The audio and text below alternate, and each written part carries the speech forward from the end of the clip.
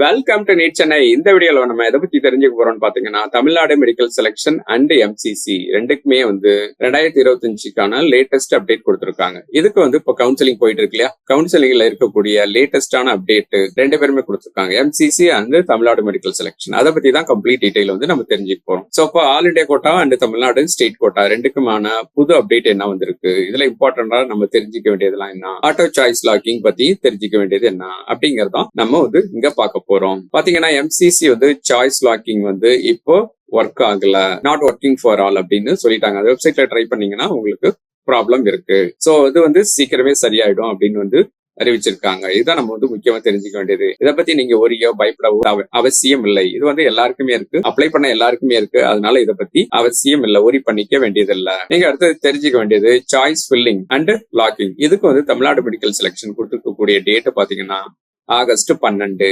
அப்ப choice filling நீங்க August 12 பண்ணிக்கலாம். இந்த சாய்ஸ் ஃபில்லிங் முடிஞ்சதுக்கு அப்புறம் அவங்க என்ன பண்ணுவாங்க, ப்ராசஸ் பண்ணுவாங்க. அது ஆகஸ்ட் 13 நடக்கலாம். இந்த ப்ராசஸ் முடிஞ்சதுக்கு அப்புறம் ரிசல்ட் ஆகஸ்ட் 14 அறிவிக்கிறாங்க.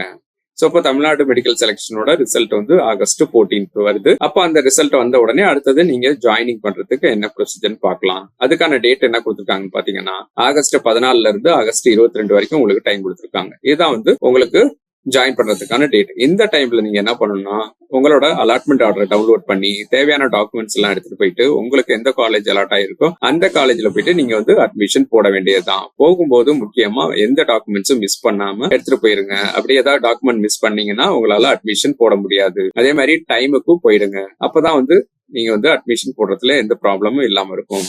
இதுதான் நீங்க தெரிஞ்சுக்க வேண்டிய முக்கியமான டீடைல்ஸ்.